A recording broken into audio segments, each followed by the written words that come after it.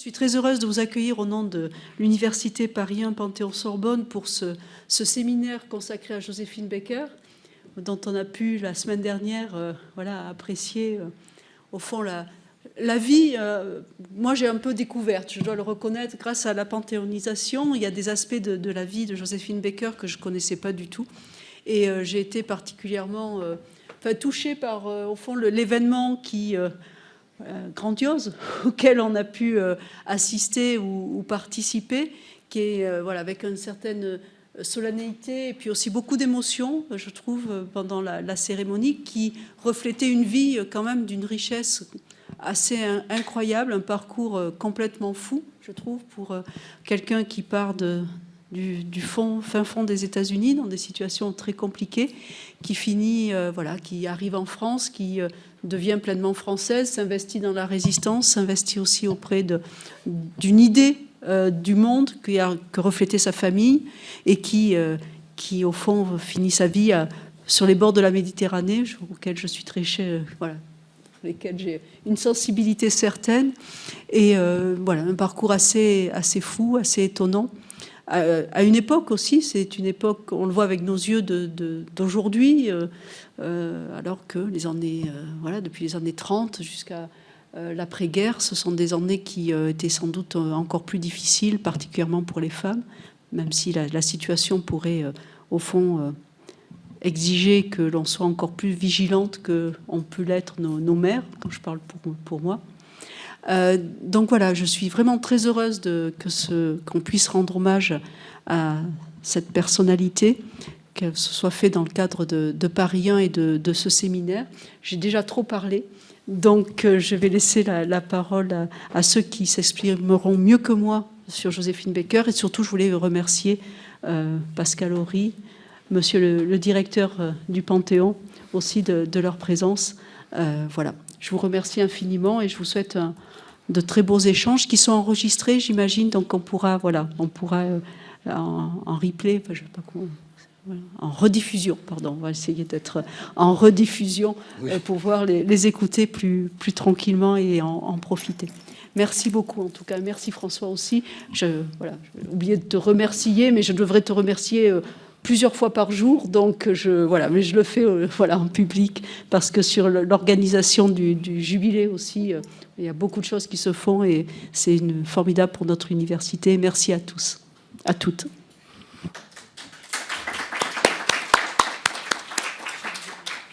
Merci Madame la Présidente, chère Christine. C'est un grand plaisir d'accueillir au Centre Panthéon de l'Université Paris 1 Panthéon-Sorbonne, une manifestation qui scelle la confirmation d'une collaboration entre les deux établissements de part et d'autre de la place.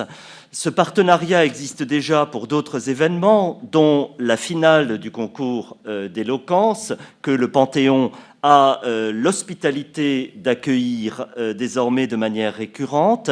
Partenariat qui ne demande qu'à être renforcé, et je suis très reconnaissant à M. Madec et à M. Bruno pour l'aide, l'assistance qu'ils nous donnent dans toute une série d'événements en gestation, et nous leur sommes vraiment très reconnaissants. C'est une vraie dette, et leur présence ici est une confirmation de cette bonne volonté mutuelle.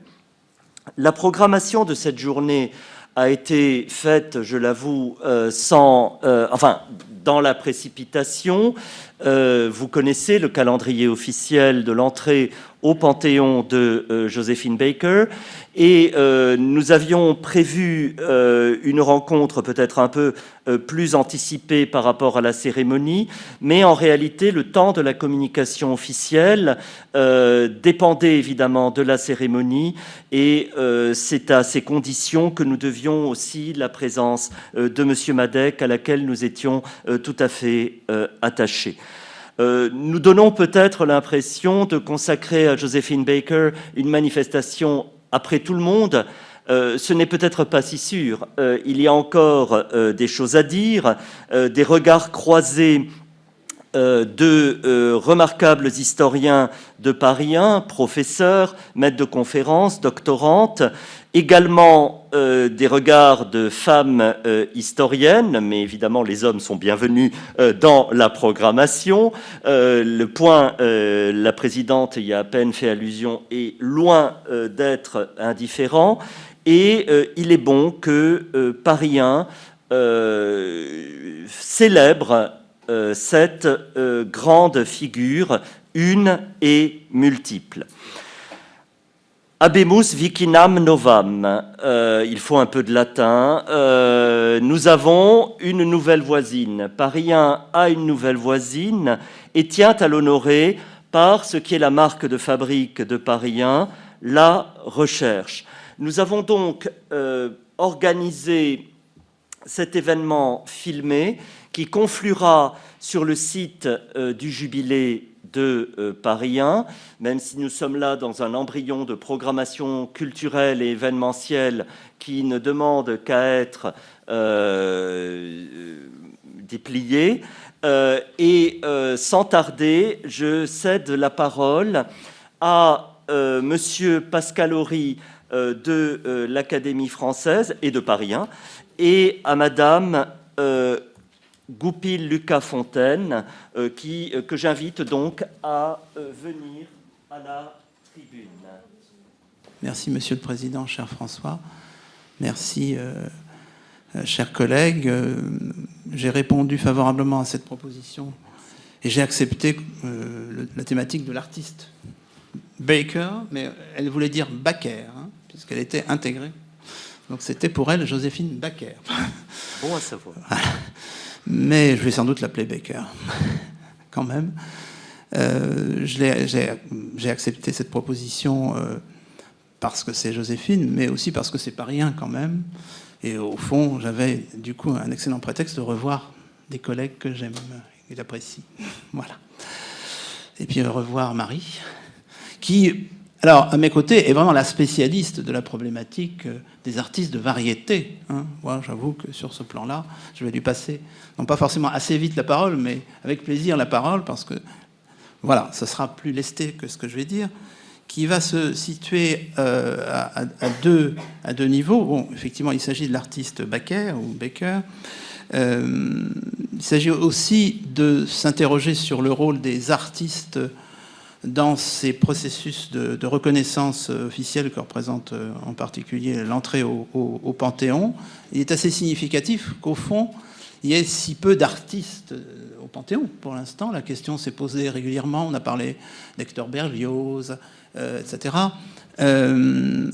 Évidemment, si on considère que les écrivains qui ont été panthéonisés étaient souvent des auteurs dramatiques, après tout, la fameuse frontière entre écrivain et artiste est très discutable. Il n'en reste pas moins qu'avec Joséphine Baker, ou Baker, on a vraiment une artiste du spectacle vivant, ce qui est quand même assez remarquable, qui entre au Panthéon.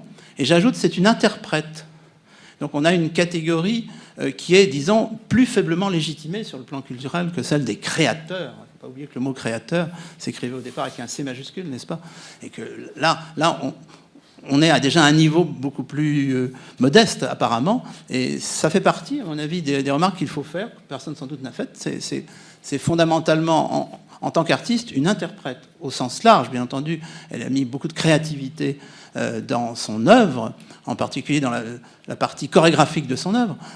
C'est là qu'elle a été la plus créatrice. Mais au fond, quand elle est devenue une artiste reconnue en France, et je vais bien sûr venir à la question du rapport entre ses origines américaines et son succès en France, ça a été plutôt comme interprète. Ça mérite d'être signalé au passage, étant bien entendu que la logique profonde de cet itinéraire, c'est que après la Seconde Guerre mondiale, et ce sont un peu les trois temps que je vais distinguer, elle va être devenue d'une certaine façon une icône. Bon, le mot est un peu peut-être galvaudé à son propos, mais en même temps, ce qui me frappe avec le recul, c'est que désormais, c'est moins l'artiste qui suscite l'attention, parfois la perplexité, parfois la polémique, on finit par l'oublier, que, j'allais dire, la femme engagée.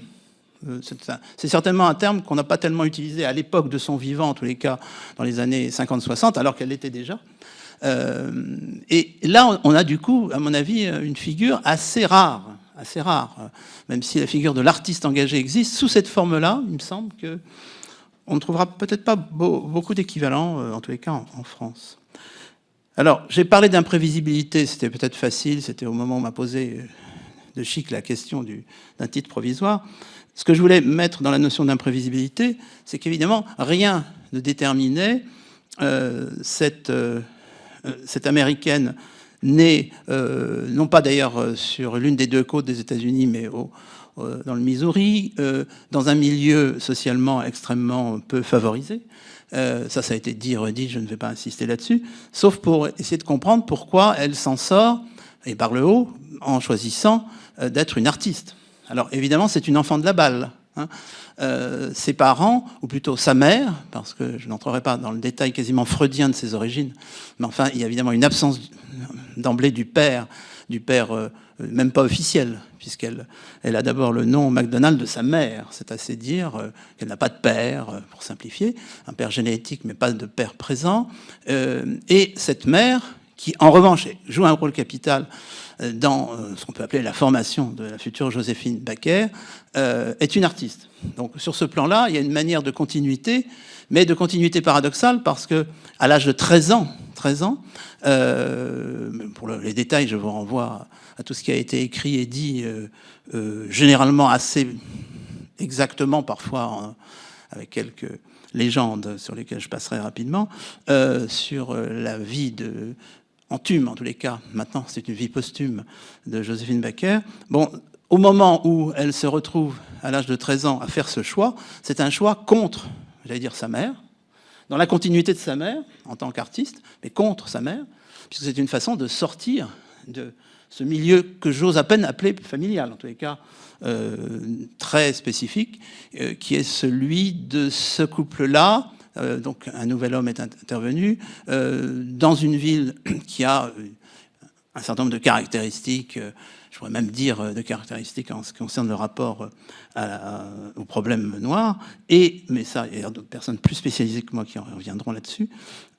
Et ce choix de l'art, c'est un peu accablant d'ailleurs de dire pour ce que ça signifie pour cette jeune fille de 13 ans, c'est le choix, disons, de la danse et de la musique. C'est pas du tout le choix de la chanson, hein, bien entendu. Aujourd'hui, ce qu'on retient de Joséphine Baker, souvent après quelques images, souvent d'ailleurs sans le son de gesticulation, ce sont des tours de chant, des récitals. Il faut bien préciser que jusqu'au début des années 30, elle ne chante pas. Elle ne chante pas. Je dirais à la limite, on ne connaît pas la voix de Joséphine. Enfin, les Français ne connaissent pas vraiment la voix de Joséphine Baker. Elle a enregistré certaines petites choses, mais elle s'impose seulement en 1930. Donc avant, c'est quelqu'un qui peut s'apparenter à la danse, qui peut s'apparenter à un certain nombre d'autres compétences sur la scène. C'est, disons, fondamentalement, j'allais presque dire une comédienne, quoi. C'est une comédienne à sa façon, qui, vous le savez, dans la phase américaine de son destin, va systématiquement franchir les différentes étapes, puisque de 13 ans à presque, pas tout à fait 20 ans, effectivement, 19 ans, elle sera successivement intégrée à un duo, puis à une petite troupe itinérante, s'éloigner de Saint-Louis, se retrouver, je simplifie, à Philadelphie, ce qui est déjà un choix par rapport à Saint-Louis, Missouri, mais Philadelphie ne peut pas lui suffire, et c'est effectivement New York. Donc on a une sorte de logique qui fait qu'à chaque fois, elle élargit en quelque sorte sa compétence artistique. Elle est en arrière de la scène, mais peu à peu, elle se rapproche du premier plan, du premier rang. Elle participe d'abord à des tournées au sein de troupes itinérantes, et puis elle commence à se retrouver dès l'époque de Philadelphie dans des lieux stables où elle peut exercer ses talents devant un public dans des conditions qui ne sont plus celles de l'itinérance. Et puis l'étape suivante, c'est évidemment de se retrouver dans un projet américain, certes, mais tourné vers l'étranger. Donc effectivement, en l'espace, d'environ 5 ans et demi, 6 ans maximum, elle a franchi, et elle n'a pas 20 ans, elle a franchi toutes ces étapes qui sont les étapes d'une carrière, au fond. C'est une carrière avec des outils de carrière apparemment dérisoires, mais une énergie, moi je dirais énergie et stratégie. Bon. Alors on ne veut pas développer l'énergie, on peut deviner ce que ça signifie, y compris dans son art, qui est un art vraiment d'expression, de grotesque. Bon, je ne vais pas faire intervenir la notion de burlesque, il faudrait nuancer peut-être, sauf sous le contrôle de Marie, qui est la spécialiste de ces questions-là, pas moi. Mais voilà, c'est une énergie et c'est une stratégie. Et évidemment, c'est quand même très significatif qu'elle saisisse l'occasion de se retrouver hors des frontières des États-Unis. Et pour sa carrière d'artiste, c'est bien sûr capital, mais ça signifie que dans un premier temps, elle va déployer des talents qui seront fondés sur les deux caractéristiques qu'on attend d'une personne ayant sa couleur de peau et ses origines, mais aussi son talent, disons, très expressif, à savoir érotisme et exotisme. Et ça marche très bien. Alors, on pourrait gloser largement sur la notion de nègre. Je rappelle que les années 20, qui commencent en 1919 exactement en France, sont placées sous l'égide du rapport à un art nègre.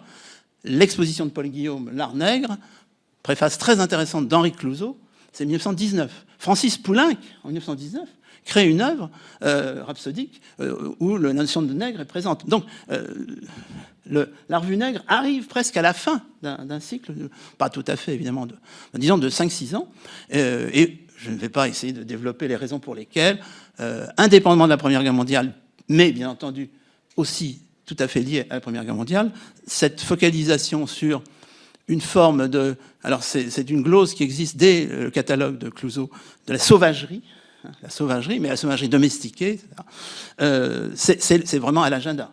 Et bien entendu, la présence de Joséphine se confond avec la présence du jeune Sidney Bechet qui accompagne ça à la périphérie, etc. Bon.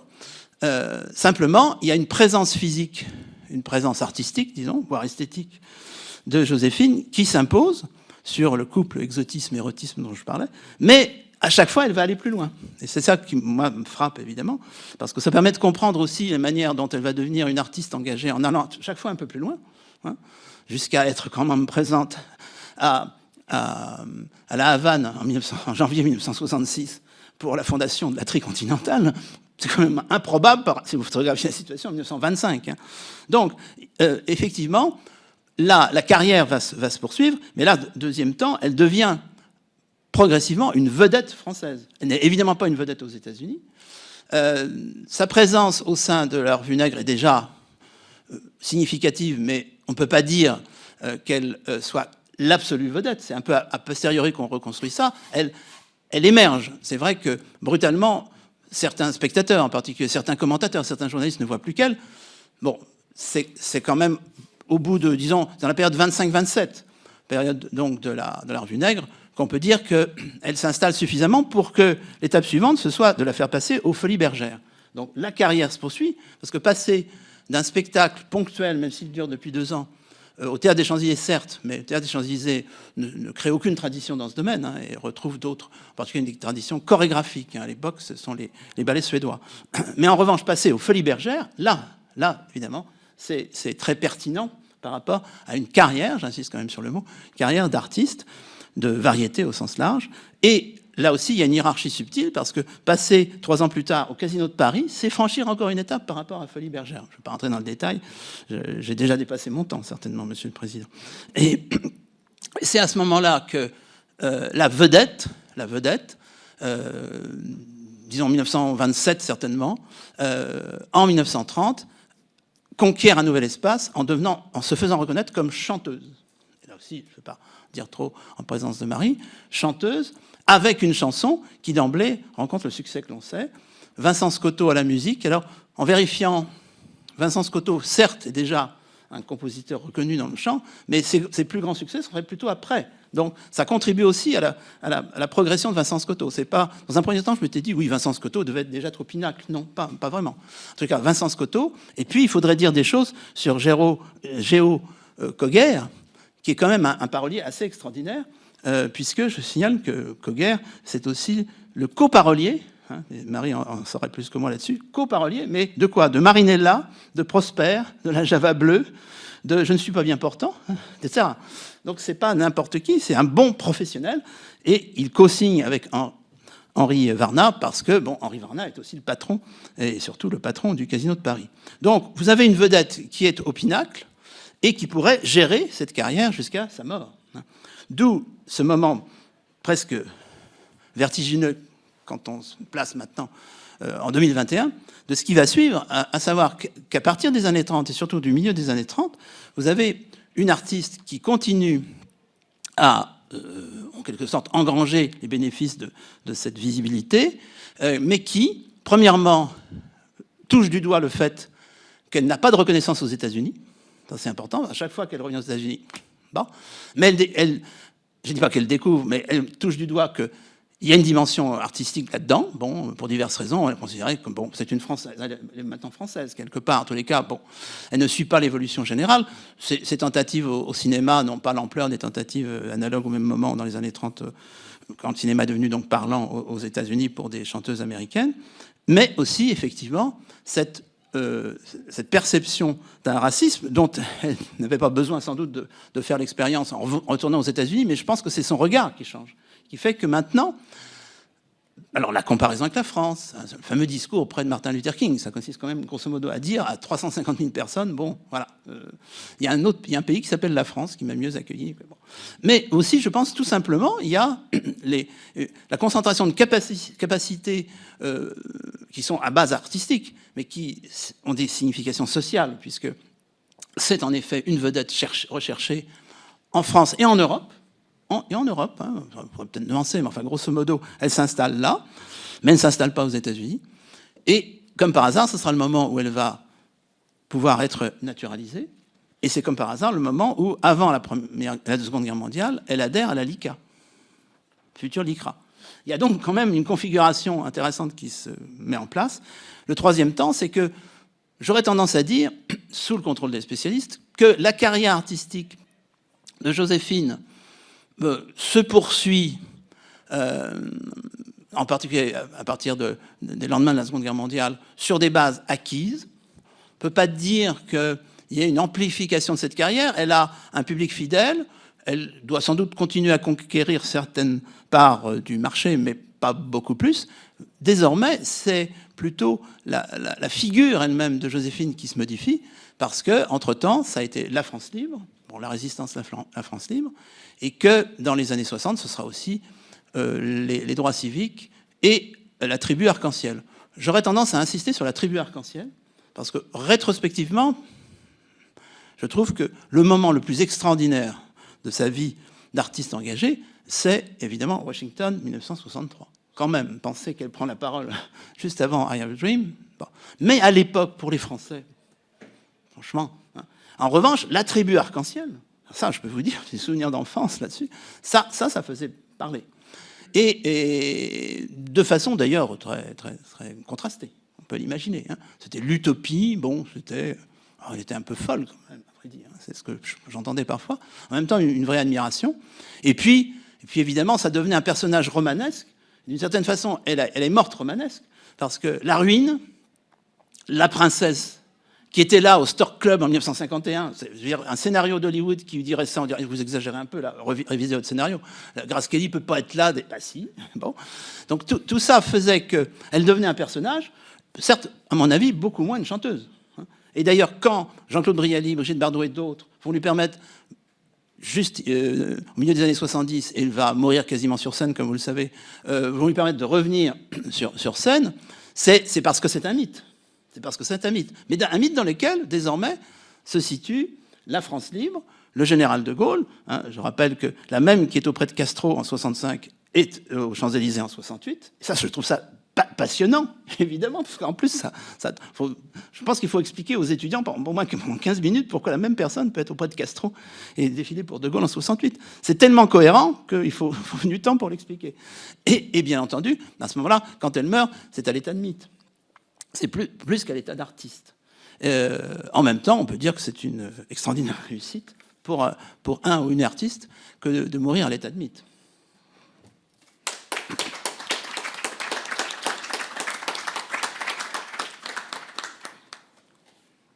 Merci beaucoup Pascal pour cette ouverture extrêmement ample et qui fait le lien entre les communications de ce jour.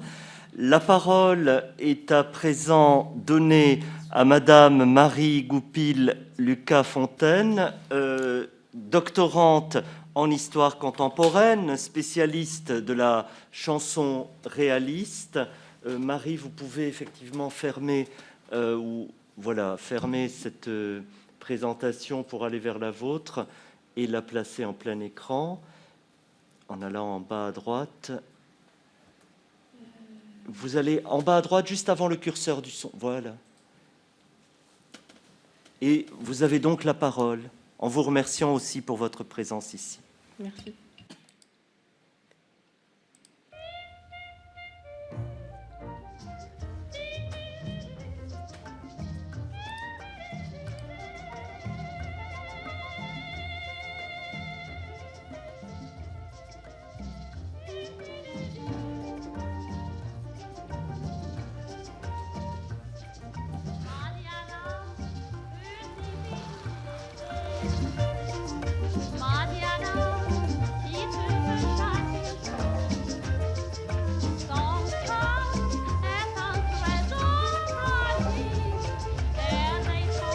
Calme-toi, Odette, calme-toi.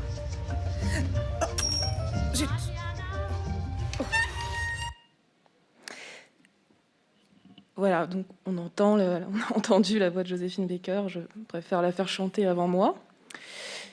Je vais retirer mon masque, moi aussi. Quand François Chausson m'a invité à participer à cette table ronde en septembre, il m'a demandé si je pouvais parler de la voix de Joséphine Baker, puisque je travaille sur la chanson et les interprètes réalistes, qui sont des gens bien tristes dans le cadre de mon doctorat. Et effectivement, Joséphine, qui elle est une chanteuse fort gaie, je la croise dans mes recherches, mais je ne travaille pas directement sur elle. Donc j'ai proposé dans un premier temps d'évoquer sa place dans le paysage de la chanson française pour partir de ce que je connaissais un peu. Et cet extrait que je viens de vous passer était à ce moment l'une des premières choses qui m'est venue en tête. C'est un petit extrait du film Odette tout le monde d'Éric Emmanuel Schmitt, d'après une de ses propres nouvelles. C'est un film qui est sorti en 2006 et qui a plusieurs mérites, même si le film n'est pas un grand film et la nouvelle non plus d'ailleurs. Il nous permet d'entendre d'abord la voix de Joséphine, avec ce qui la caractérise au premier chef et qui a longtemps fait dire que Joséphine avait une voix d'enfant. Je cite un critique lors de la parution de ce disque qu'on entend ici en 1933, qui parle d'une voix puérile et fleurie, ce qu'on appelle normalement dans les études vocales, de façon un peu ironique quand on y pense, une voix blanche. Même si ça n'est pas du tout le cas, la voix de Joséphine Baker, jeune, est très bien timbrée, elle est juste très aiguë, voire suraiguë, mais pas plus enfantine qu'une autre soprano du même type. Une voix donc qui est très reconnaissable avec son vibrato serré et cette spécialité que Joséphine s'était faite des mélismes très aigus, les vocalistes sans parole qu'on a entendus au tout début de l'extrait, qu'on retrouvera dans différentes chansons qu'elle a interprétées, avant et après, entre autres dans J'ai deux amours, et puis cette façon de mâcher les paroles avec son accent américain, lui aussi très reconnaissable. C'est aussi un extrait qui nous permet d'entendre autre chose que J'ai deux amours. Et en l'occurrence, Madiana est une biguine qui a été composée par une compositrice d'origine martiniquaise qui s'appelait Mayotte Almaby. Et elle-même était cantatrice, c'est la première femme de couleur à avoir intégré le Conservatoire de Paris et en sortir avec des prix en violon et en chant. Et c'est l'une des principales figures de la promotion des musiques antillaises, créoles, de la biguine, en l'occurrence dans le monde musical parisien dans les années 30, à laquelle Joséphine va largement contribuer elle-même, d'autant plus qu'elle raconte à plusieurs reprises qu'elle-même a des origines martiniquaises, même si on sait que c'est faux. Mais peu importe, puisque c'est l'image qui compte en l'occurrence. Et puis la dernière chose que cet extrait nous donne à voir, c'est ce contraste qu'elle apporte, qui est d'abord un contraste cinématographique ici, mais qui hérite sans doute chez Éric Emmanuel Schmitt d'un imaginaire lié à la représentation qu'il avait lui-même de la chanson française des années 30. Donc un contraste entre cette voix très claire et un paysage de ville industrielle au-dessus duquel s'élève Catherine Fro, qui joue donc le rôle d'Odette Tout-le-Monde, pour montrer de quelle façon cette vendeuse de grands magasins, puisque c'est le personnage qu'elle joue, qui est aussi plumassière, s'élève de son quotidien médiocre, en l'occurrence par la littérature de grande consommation, puisque là on est au moment où elle rencontre l'écrivain dont elle est fan. Et plus généralement, le propos de ce film, c'est de montrer combien finalement on peut être heureux dans sa médiocrité. Donc ce personnage d'Odette Tout-le-Monde est également fan de Joséphine Baker, et c'est quelque chose d'intéressant quand on compare la nouvelle et le film, c'est qu'en fait Joséphine Baker n'est pas du tout dans la nouvelle. En revanche, sa voix, ses interventions structurent le film. Et ces bâtiments de briques, ces toits gris, ces cheminées d'usines fumantes qu'on voit dans un ciel relativement triste, ce sont ceux de la ville belge de Charleroi, où se déroule l'action du film. Pour le spectateur d'aujourd'hui, comme vraisemblablement pour les auditeurs des années 30, la voix de Joséphine Baker, par elle-même et aussi par le choix des musiques et des chansons qu'elle a pu faire, puisqu'elle fait partie de ces rares vedettes pour qui on écrivait spécialement et qui pouvaient choisir leur répertoire, tout ça marque un contraste assez saisissant entre ce que l'on se représente être la chanson française des années 30. Pour l'essentiel, comme l'a dit Pascal tout à l'heure à propos de Géo Cogé, des répertoires qui tournent beaucoup autour du musette, avec des variations plus ou moins gaies qui vont de la java à la chanson réaliste. Et puis, à côté de ça, des succès d'opérettes plus légers qui voisinent avec l'émergence de nouvelles musiques venues d'ailleurs, notamment tout ce qui est musique à danser, Boston, Charleston, Foxtrot, etc. Du point de vue de la voix, de la chanson, Joséphine apporte une note d'exotisme supplémentaire dans un paysage de la chanson qu'on a envie de voir se diversifier dès la fin des années 20. Ceci dit, elle n'est pas la seule à jouer ce rôle à la même époque, puisqu'il y a une mode de la chanson exotique qui commence à émerger dans les années 30, qui a du succès au disque, mais qui va vraiment battre son plein dans les années 50. De ce point de vue-là, Joséphine, elle n'est peut-être pas si différente de ses consoeurs chanteuses à accent. Elle incarne cet exotisme dans un paysage de la chanson française qui est resté encore assez proche de celui des cafés-concerts d'avant 14. Et en cherchant à comprendre ce qui faisait la singularité de Joséphine par rapport à d'autres chanteuses et à d'autres interprètes, notamment du point de vue de la voix, à partir du moment où commence sa vraie carrière de chanteuse en 1930, ce qui m'a le plus frappé en réalité, ça n'est pas ce contraste qu'elle apporte avec d'autres chanteuses à accent, comme Rina Ketty par exemple de la même époque, et qui permet de renouveler effectivement un peu la chanson et les sonorités de l'époque. C'est surtout le fait que la chanson est quelque chose qui a donné à Joséphine Baker une légitimité qui lui manquait lorsqu'elle n'était perçue que comme danseuse. Et c'est un sentiment que le déroulement de la cérémonie m'a confirmé mardi dernier, c'est-à-dire que la chanson, sa voix finalement dans le parcours de Joséphine, c'est, je pense, qui lui a permis de durer et d'être encore aujourd'hui connue de tous.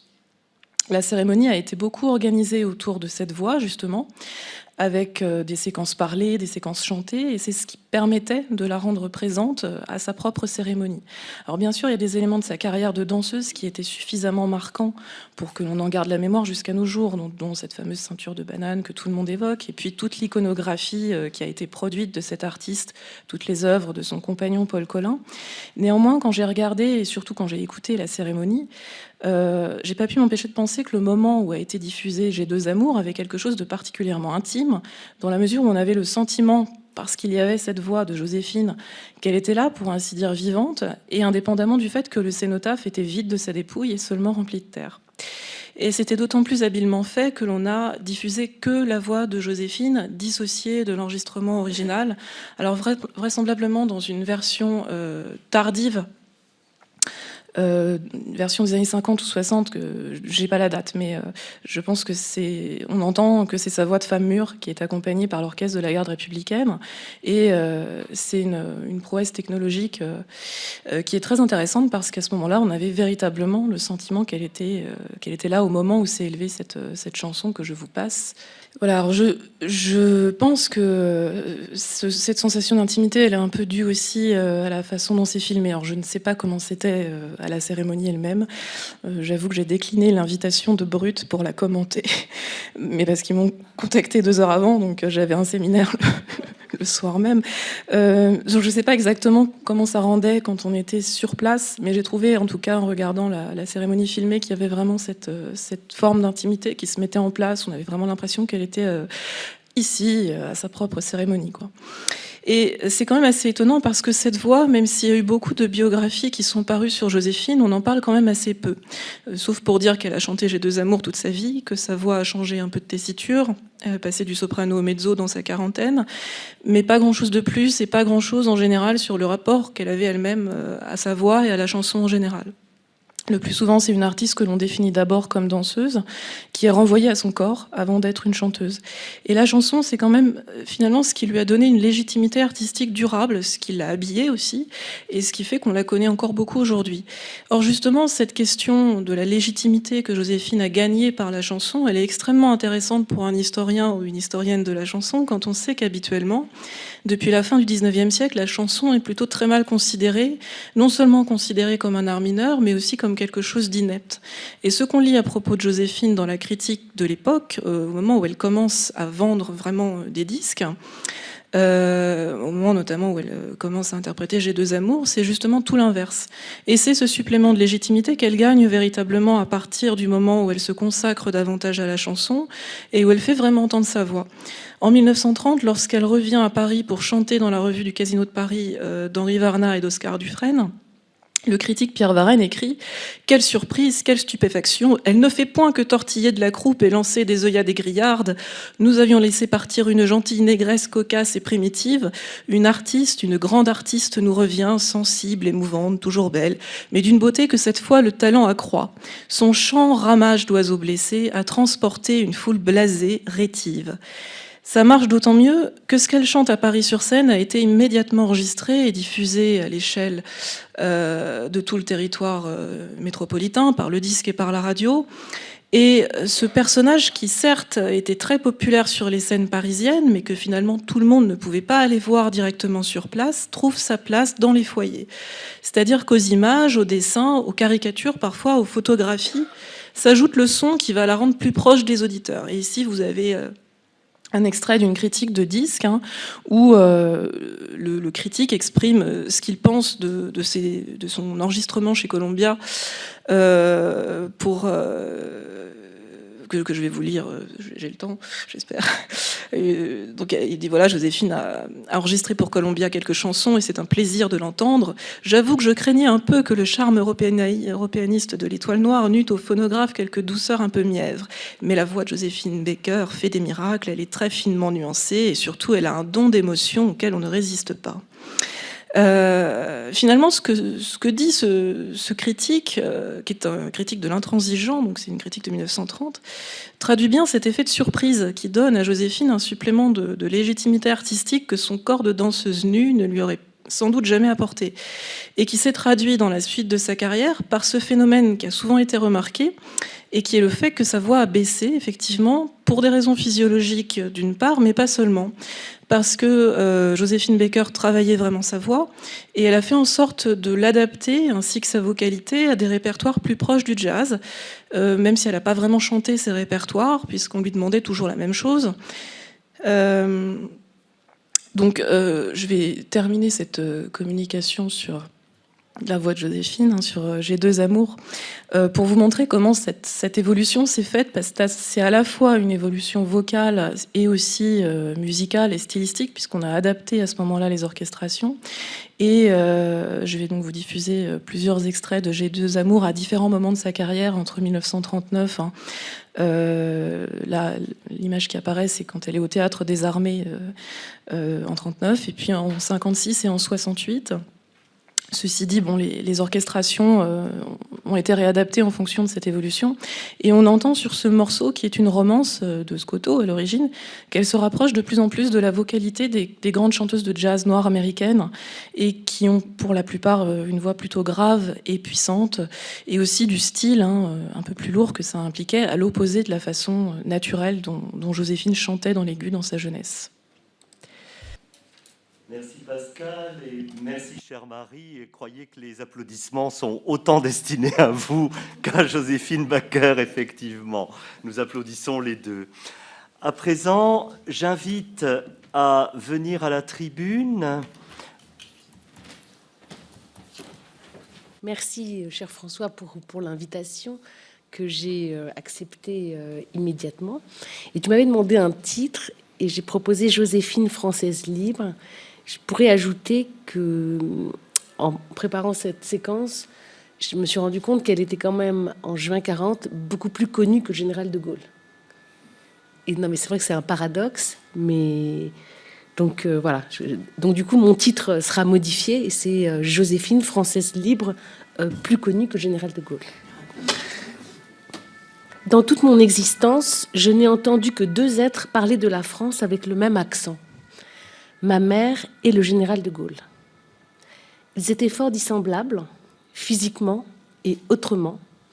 Mais lorsque j'entendis l'appel du 18 juin, ce fut autant à la voix de la vieille dame qui vendait des chapeaux aux 16 rue de la Grande Pohulanka à Villeneuve qu'à celle du général que je répondis sans hésiter. Cette citation vient de La promesse de l'aube de Romain Gary.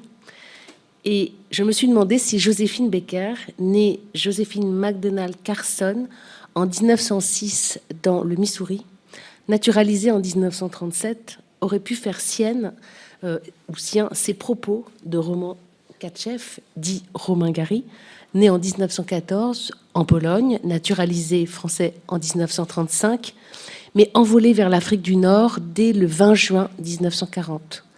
Et en écoutant Pascal Horry, je me suis rappelé qu'ils étaient l'un et l'autre le 30 mai 1968 dans la manifestation de soutien au général de Gaulle sur les Champs-Élysées.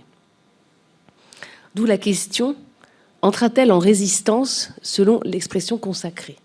Alors, il n'est pas sûr qu'elle soit entrée en résistance, mais il est certain que autour de Joséphine Baker, la résistance s'est constituée et s'est servie d'elle. Enfin, c'est plutôt elle qui a apporté à la résistance quelque chose qui était la notoriété, ce qui n'était pas évidemment évident.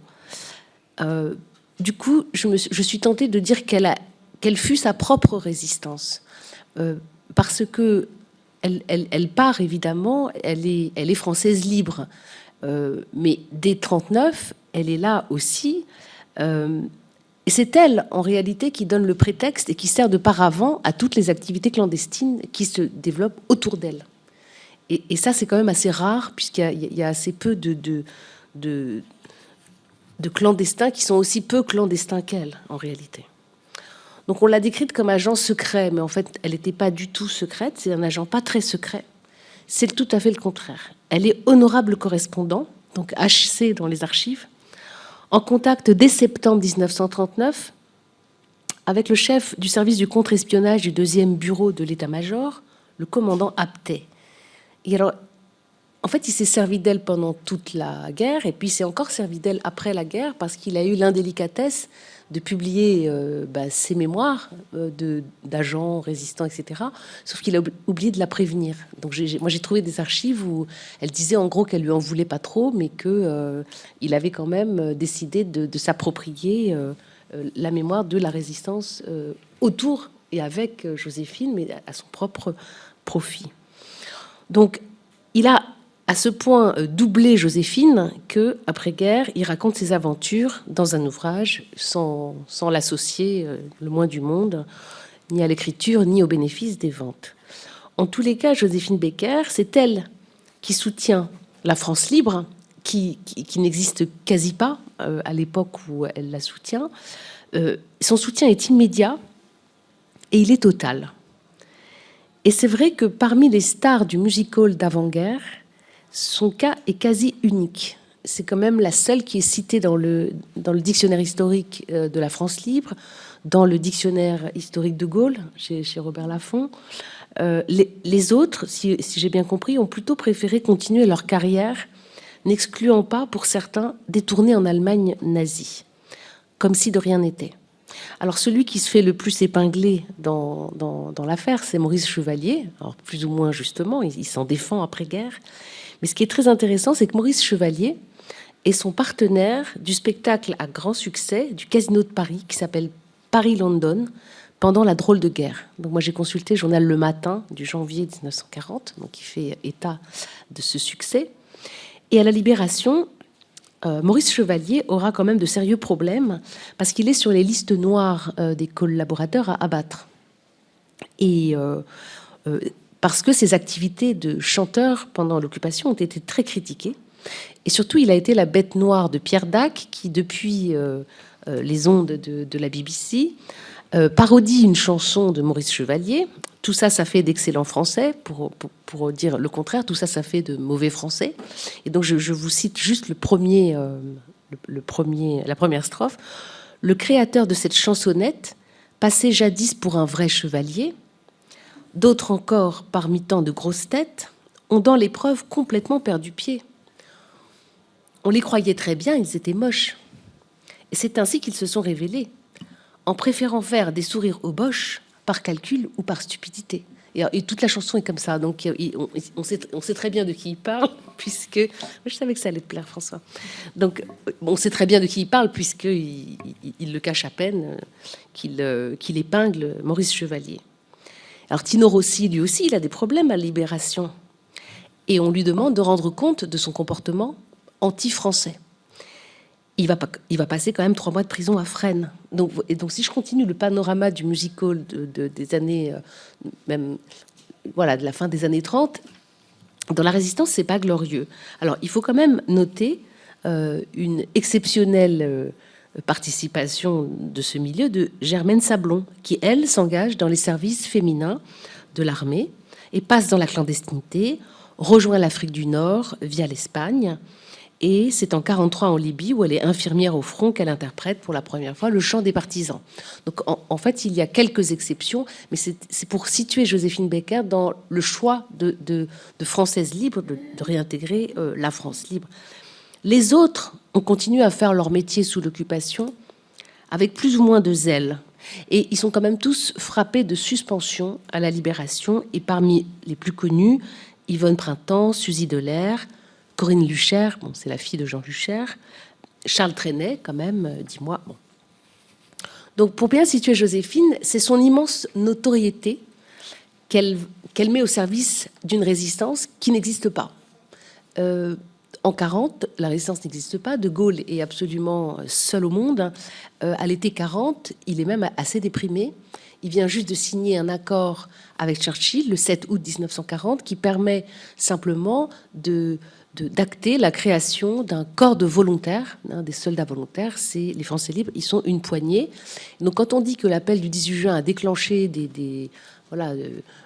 un élan vers la France libre, c'est tout à fait le contraire. C'est-à-dire que d'abord il a été peu entendu et les Français de Londres ont majoritairement choisi de rentrer en France et absolument pas de suivre le général de Gaulle. Donc que dit-on de son activité de résistante ? C'est qu'elle aurait fait du renseignement pour les services spéciaux français. Et donc on explique que sous couvert de mondanité plus ou moins ordinaire, elle aurait collecté, que sais-je, des renseignements sur l'entrée en guerre imminente de l'Italie, le 10 juin 40. Et alors la résistance de Joséphine Baker, elle fait partie quand même des codes de la clandestinité qui consistent, quand on a une telle notoriété, à s'exhiber pour mieux cacher, qui est une méthode en fait qui brouille les codes évidemment. Donc elle peut ainsi partir en tournée en novembre 1940 au Portugal, en Espagne, pays neutre mais quand même proche idéologiquement de l'Axe, avec une troupe entre guillemets dont il est dit qu'elle serait constituée d'agents de renseignement qui rejoignent le camp des Alliés, puisque si on passe par l'Espagne, on peut rejoindre Gibraltar, et de Gibraltar, on peut rallier l'Angleterre. C'est assez flou en réalité ce qu'elle a fait comme activité de renseignement. On n'est pas très renseigné, mais elle aurait profité de ses déplacements au Maroc, au Liban, en Syrie, en Égypte, pour collecter pas mal de renseignements. Alors c'est vrai que dans les documents d'après-guerre, on souligne son implication, l'ampleur des services rendus, mais on ne dit pas exactement ce que c'est. Mais on souligne quand même son désintéressement, sa générosité, en faveur d'une cause qui n'est pas du tout acquise, et surtout pas à l'automne 1940.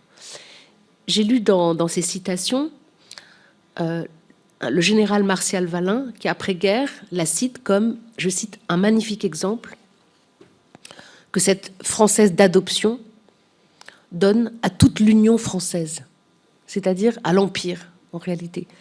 Et je ne sais pas si c'est avec malice ou pas qu'il la donne en exemple, en soulignant qu'elle est française d'adoption à toute l'Union française. Mais aujourd'hui, on peut interpréter évidemment tout à fait autrement ce compliment. Donc j'ai quand même envie de souligner qu'elle a été plus un agent de propagande en faveur de la France libre. Et en fait, c'est de ça dont avait besoin la France libre. Les comités France libre qui sont en Égypte, en Argentine, à New York et dans le monde entier, le général de Gaulle en a vraiment besoin parce que la France libre, d'abord, est à court d'argent et surtout à court de reconnaissance. Donc elle participe à cette reconnaissance. Donc vouloir en faire un agent très secret, c'est quand même un peu paradoxal. En tous les cas, elle est engagée volontaire pour la durée de la guerre, plus 3 mois, dans les forces aériennes libres en Afrique du Nord, en mai 1944. Et alors, ces formations aériennes françaises libres, elles vont l'assimiler au grade de sous-lieutenant, et elle a la fonction de rédactrice première classe.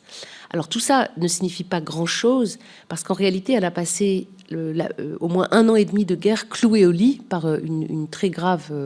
Elle a été opérée, donc elle a eu des problèmes de santé. Et alors, je ne sais pas évidemment quelle activité de résistante elle a pu avoir dans sa chambre d'hôtel qui aurait servi de plaque tournante à un échange de renseignements. Bon, ça, je n'y crois pas du tout.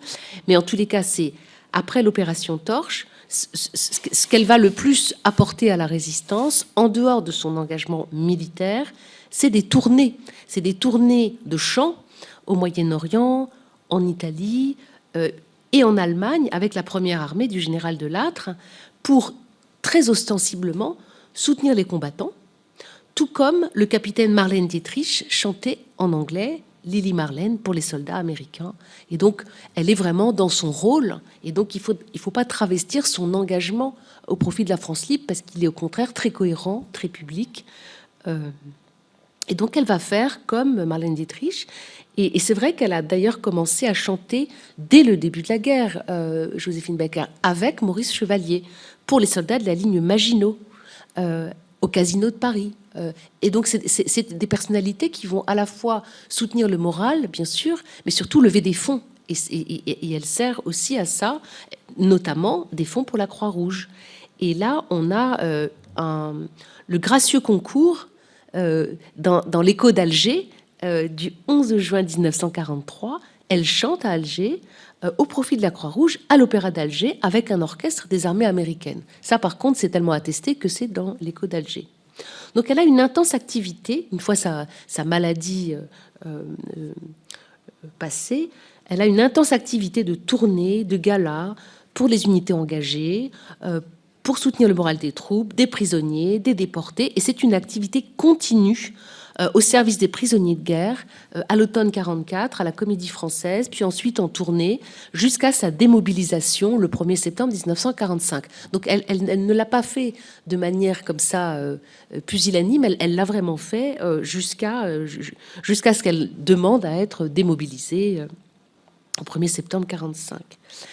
Et alors pour terminer, on a retrouvé pas mal de photographies d'elle. C'est évidemment la recrue de la France libre la plus photographiée. Et on voit la fascination qu'elle exerce parce que les gradés autour d'elle font assez pâle figure. On dirait qu'on a pris quelques figurants, alors qu'elle est éclatante et sourit dans son uniforme, évidemment. Les autres ont l'air d'être complètement mis sur la photo. et jusqu'au journal de marche du groupe de liaison aérienne ministérielle, qui a un accident assez grave et qui faillit sombrer en Méditerranée. Mais ce journal de marche, je pense, en fait l'épisode le plus glamour de la guerre, parce que donc elle est sauvée par des tirailleurs sénégalais. Ce journal de marche est illustré, et puis en 1946, il y a l'autographe de Joséphine Baker. Et quand on lit ce document qui est illustré et signé donc par son autographe de 1946, on met bien sûr les noms de l'équipage, alors le sous-lieutenant Dejean, l'adjudant Bernard, l'adjudant Noé. Et alors, le compte-rendu dit qu'il pilote la gracieuse Joséphine Baker. C'est-à-dire, en fait, ils sont là pour la piloter, elle. Et alors, ils ont un accident, un amérissage forcé, par suite d'une panne de moteur. Mais évidemment, elle est centrale dans le compte-rendu, dans l'action et dans le sauvetage. Donc, voilà. Alors, pour terminer, je me suis interrogée sur les raisons de son engagement. Et évidemment, comme Romain Gary, ce sont des personnalités qui ont tellement aimé la France, et la France les a tellement aimés qu'ils ont une forme de dette, de reconnaissance. Mais c'est aussi qu'ils ne pouvaient pas en être autrement. Alors, c'est facile de le dire après coup, mais elle a quand même d'excellentes raisons de refuser de chanter pour les occupants à Paris, vu qu'elle a épousé Jean Lion, alias Jean Lévy. Ils se sont mariés en 1937, donc son mari est juif, donc je ne vois pas comment, avec un mari juif et toutes les persécutions antisémites, on pourrait encore aller chanter devant un parterre de soldats allemands.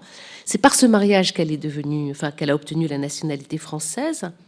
Et d'autre part, est-il besoin de souligner le racisme du Troisième Reich, qui avait tellement de haine envers toutes les races qui n'étaient pas aryennes, qu'ils ont laissé les prisonniers de guerre français issus des recrutements coloniaux être gardés en France, car ils ne voulaient pas de camp de prisonniers de guerre de couleur en Allemagne.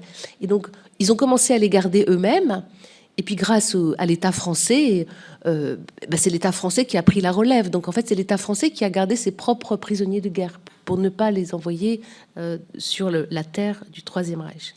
Et c'est comme ça qu'on trouve, d'ailleurs, dans certaines images filmées des maquis, des soldats de couleur. Et du coup, on comprend mieux, parce que quand ils ont été gardés par des gardiens français, ils se sont évadés un peu plus facilement, évidemment, et donc ils passent au maquis en 1944. Pour terminer, elle a été évidemment décorée pour ses faits de résistance. Elle a été nommée dans l'ordre de la Légion d'honneur, chevalier, mais pas à titre militaire. Ça lui a été refusé en 1947. Elle l'a eu à titre civil, mais c'est finalement en 1957 qu'elle est décorée chevalier de la Légion d'honneur comme une belle figure de la femme française au service de la résistance. Et elle a eu avec la croix de guerre avec palme. Et donc en 1957, elle n'était plus française d'adoption, mais la figure de la femme française.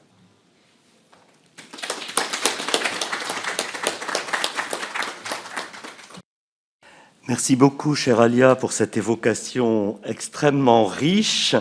Et nous passons sans transition à une autre évocation, cette fois sur l'après-guerre, mais pas seulement. Et je cède la parole à Madame Hélène Arter. Merci François. Mais en fait, nos deux communications vont se répondre d'une certaine manière. Donc, quand tu m'as demandé de participer à cette table ronde, je me suis demandé par quel côté j'allais aborder la question. Alors, j'ai commencé par aller regarder l'historiographie américaine très actuelle, c'est-à-dire les derniers articles qui sont sortis depuis 2-3 ans sur Joséphine Baker, avec un constat assez simple. Ce n'est pas l'artiste qu'on étudie, mais c'est la femme engagée. C'est le corps, Joséphine Baker, et l'engagement, c'est la radicalité, c'est le politique. Et de manière très claire, ce qu'on lit en elle, c'est un parcours entre les États-Unis et la France, mais surtout une expérience française. Et c'est pour ça que j'aimais bien quand tu mettais en avant cette idée d'une femme française. C'est tout à fait la manière dont les Américains la voient. Alors je vais être très rapide sur son début de vie, un peu plus longue sur la Seconde Guerre mondiale, et puis insister surtout sur l'époque de la guerre froide, qui me semble-t-il est la plus intéressante. Alors on ne l'a pas dit, mais Joséphine Baker est une jeune femme qui arrive dans un pays dont elle ne parle pas la langue, dont elle ne maîtrise pas les codes culturels, qui est complètement transplantée et qui est une forme d'expatriée dans une expérience qu'elle partage avec d'autres artistes à la même époque, d'autres Américains qui ne se voient plus vivre dans une Amérique dont ils ne partagent pas forcément les valeurs, c'est toute la génération perdue, et qui vont retrouver à Paris, pour l'essentiel, un espace d'émancipation qui leur fait paraître la vie américaine encore plus dure et encore plus marquée par la ségrégation, puisque je crois qu'il faut le rappeler, depuis 1896, aux États-Unis, la ségrégation est légalisée. Tu préfères que j'enlève ? Non, c'est bon ? Non, ça. Oui, mais moi, je suis plus à l'aise avec. Donc, on va garder. Oui, on fait court avec, donc il n'y a pas de raison particulière de ne pas faire de la même manière. Par contre, ce que je trouve intéressant, c'est qu'elle est dans un monde de l'activisme parmi ces Américains expatriés, un monde pour l'essentiel d'hommes, d'anciens combattants, et en cela, elle est assez atypique puisqu'elle est une femme, on l'a rappelé au début, et qu'à ce moment de sa vie, elle n'est pas très politisée. Finalement, on ne la voit pas se mobiliser dans les grandes causes qui mobilisent les jeunes hommes américains expatriés autour de la question de l'anti-impérialisme ou autour de la question noire. Elle est pleinement une artiste. Et c'est en ça que je trouve que le moment Seconde Guerre mondiale est tout à fait intéressant, parce qu'il y a chez elle une maturation, une prise de conscience, un choix. Alia disait, est-ce qu'elle rentre en résistance ? C'est une question qui est importante. Moi, je rajouterais, elle fait le choix de la France. Parce que finalement, en tant qu'Américaine, même si en se mariant, elle est devenue française, elle aurait pu retourner aux États-Unis, elle aurait pu se retrouver son pays d'accueil, éviter les discriminations dont on pouvait s'attendre à l'égard d'une femme noire dans une Europe sous domination nazie. Et elle fait ce choix très objectif de rester en France, dans sa patrie d'adoption, dont elle a pris les codes et pour laquelle elle a un engagement extrêmement fort. Alors, je ne reviens pas sur tout ce que tu as dit. Je compléterai pour dire que ce moment Seconde Guerre mondiale, c'est vraiment, du côté américain, ne pas renier son identité américaine, en particulier en s'investissant dans le théâtre aux armées, tu l'as dit. Elle est invitée par le général Clark, qui est l'adjoint d'Eisenhower en Afrique du Nord. Elle chante dans le cadre de la conférence de Casablanca. Elle séduit, tu l'as rappelé, c'est une personnalité extrêmement charismatique qui attire sur son nom toute une série de personnages. Et elle va, en plus de sa contribution à la France libre, accompagner les armées américaines sur le théâtre des opérations en Europe continentale. Mais on le sent bien, déjà à ce moment-là, elle est plus française qu'elle est américaine. L'effort porte plus sur la France libre qu'elle ne porte sur les Américains, pour lesquels c'est plus accessoire que principal. En fait, elle ne revient réellement aux États-Unis qu'en 1948 pour une tournée assez décevante, qui pour elle est une prise de conscience extrêmement forte, puisque elle raconte qu'à New York, qui est quand même pas l'épicentre de la ségrégation, elle est refusée, tenez-vous bien, dans 36 hôtels, ce qui est un chiffre considérable. Et elle prend comme une claque monumentale ce racisme, elle qui, tu l'as très justement rappelé, est une star, quelqu'un qu'on voit, qui est au centre de l'actualité, et là on la renvoie à sa double condition de noire et de femme. Et donc elle va s'investir pour la NAACP, qui est la plus grande association de droits civiques. Elle fait ce qu'elle sait faire, c'est-à-dire être une artiste, lever des fonds.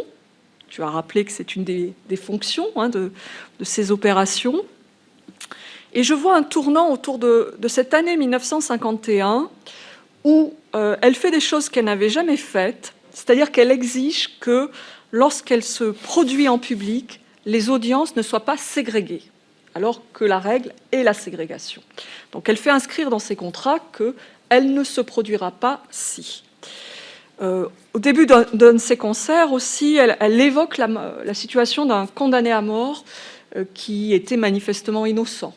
Et donc, elle dédie son concert à ce condamné. Et puis, il y a cet épisode du Stork Club, 1951, où l'accès lui a refusé, qui est extra... Excusez-moi, ce condamné était noir aussi? Oui, oui, parce qu'autrement, ça n'aurait pas de cohérence par rapport à la situation raciale américaine de l'époque.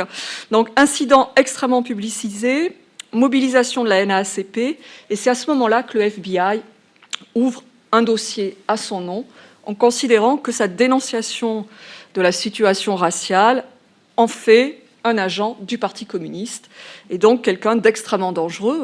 Je rappelle qu'en 1951, il y a un certain nombre d'audiences au Congrès des États-Unis pour traquer la présence des communistes, la subversion, dans le monde des artistes en particulier, et qu'on est en pleine chasse aux sorcières.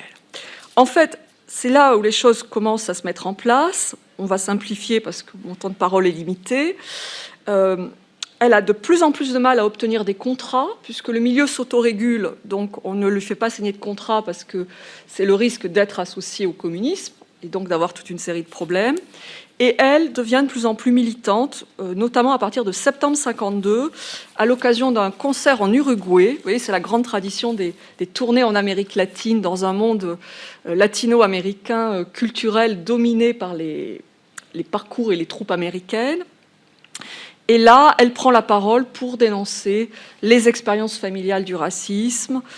Et les autorités américaines s'inquiètent, puisque, pour simplifier, il y avait une politique du département d'État américain de mobiliser des artistes noirs pour expliquer combien les Américains étaient le pays de la liberté. Et là, pour la première fois, Joséphine Baker, qui avait été assez discrète sur le sujet, va aller à l'encontre du discours gouvernemental et expliquer par sa propre expérience qu'il n'en est rien. Et donc, elle devient une sorte d'ennemi public numéro 1, surveillée par le FBI, avec des contrats, je le disais, qui se raréfient.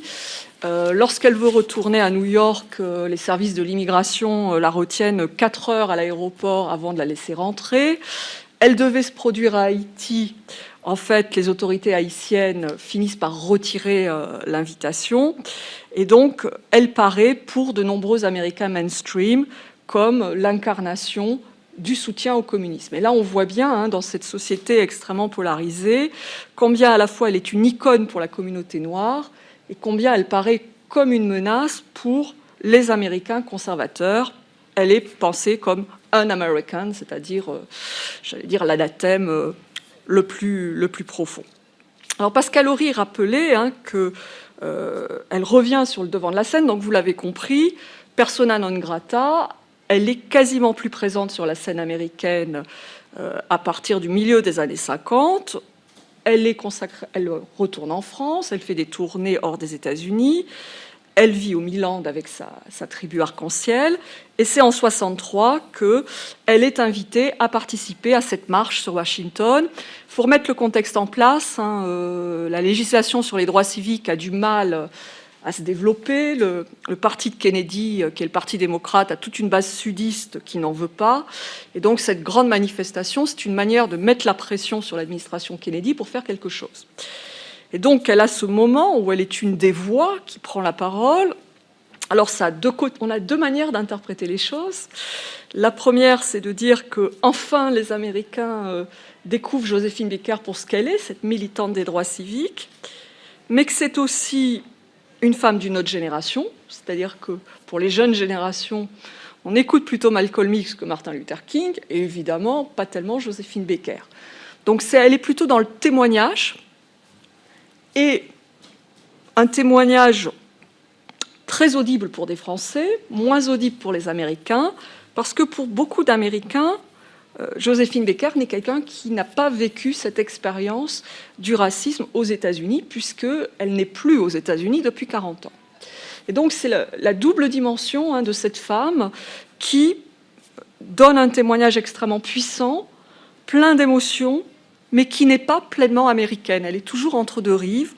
Et pour les Américains de l'époque, plus française qu'américaine, Pascal Horry rappelait Cuba, qui ne fait que confirmer cette impression. Alors, pour conclure, je me suis livrée à un travail d'exhumation, si je peux dire. Je me suis posé la question de savoir comment les journaux américains parlaient de Joséphine au moment de sa mort. Et j'ai consulté notamment le New York Times, tout simplement parce que c'est un journal extrêmement lu, qui s'intéresse à la culture, qui s'intéresse à la politisation. Et c'est un journal qui a accompagné la sortie des papiers du Pentagone et qui a été actif dans la divulgation du Watergate. Donc, vous voyez, c'est le genre de journal qui, à première vue, pourrait paraître très sympathique à l'égard de Joséphine Baker. Et je trouve que c'est un très bon résumé de la relation compliquée que les Américains entretiennent avec Joséphine. Alors ça commence, Joséphine Baker, qui est devenue une des plus grandes stars du music-hall français. Donc, vous voyez, en tant qu'artiste, elle se définit par rapport à la France. Et de rappeler sa phrase, « La France m'a fait ce que je suis ». On rappelle l'incident de 1951, où elle est refusée dans ce restaurant. Et je cite le New York Times, en 1951, durant une visite à New York, elle a expliqué être victime de discrimination. Vous voyez, il y a une forme de distance qui s'installe. Et de conclure de manière positive qu'elle a permis de prendre conscience aux Américains que Black is beautiful.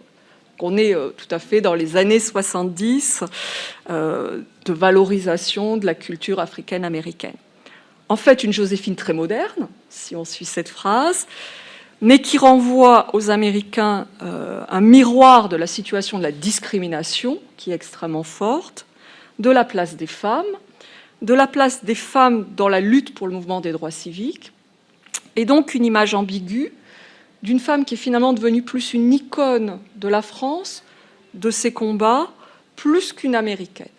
Et on voit bien, à travers ce portrait, toutes les ambiguïtés, c'est-à-dire que pour les Noirs américains, c'est quelqu'un qui incarne le combat pour les droits civiques, toutes les difficultés, l'émancipation, ce côté, je crois que l'un des intervenants l'a évoqué, c'est-à-dire qu'elle n'est pas victime d'une situation, elle est extrêmement active dès sa jeunesse, et c'est quelqu'un d'une énergie formidable, quelqu'un d'un très grand altruisme, puisqu'elle aurait pu, étant célèbre, ne rien faire et vivre d'une rente de situation, mais malgré les difficultés, elle va participer du mouvement du droit civique américain, elle va apporter sa touche, et on voit une sorte de cohérence dans le parcours, où à chaque fois, elle met quand même le collectif avant sa situation particulière, puisque, vous l'avez bien compris, être dans les années 50 à dénoncer les États-Unis alors qu'il y a une forme de conformisme ambiant, c'était quelque chose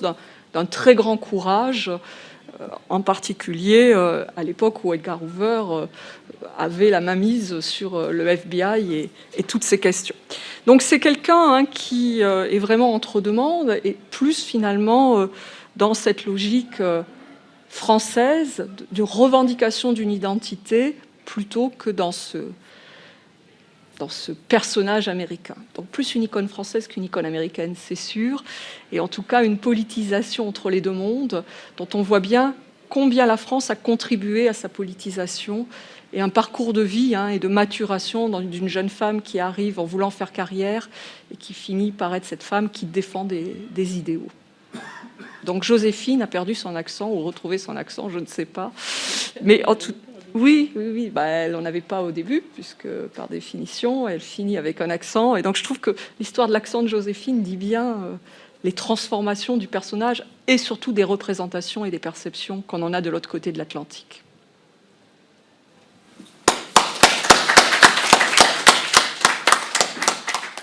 Merci beaucoup, cher François. Bonsoir à toutes et tous et merci d'être là.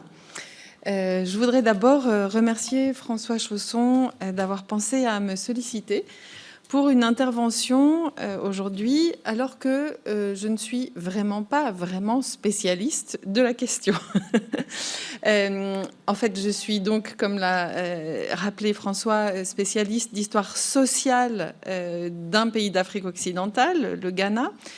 Et donc, d'une certaine façon, je sors un peu de mon domaine de compétences et je suis du coup très redevable aux écrits de nombreux collègues sur lesquels j'ai travaillé pour préparer cette communication.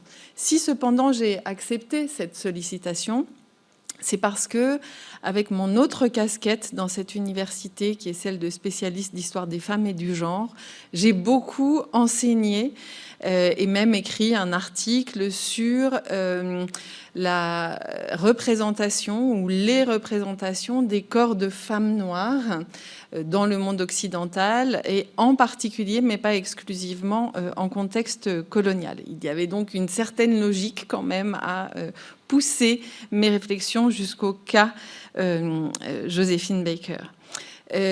Une petite précision sémantique dans cette communication. Le terme de représentation que je vais utiliser est vraiment à prendre au double sens, et ces deux sens se nourrissent l'un l'autre, bien sûr. À la fois l'imaginaire, les représentations au sens de fantasme, et puis les représentations également dans le sens de ce qu'on produit comme illustration, comme portrait. Je parlerai notamment de photos et de peintures. Alors je me suis donc posé cette question que vous avez sous les yeux. Dans quelle mesure est-ce que le corps de Joséphine Baker, une femme noire, se distingue de l'histoire des autres corps de femmes noires, ou au contraire les reflète, les représente, peut-être même les catalyse?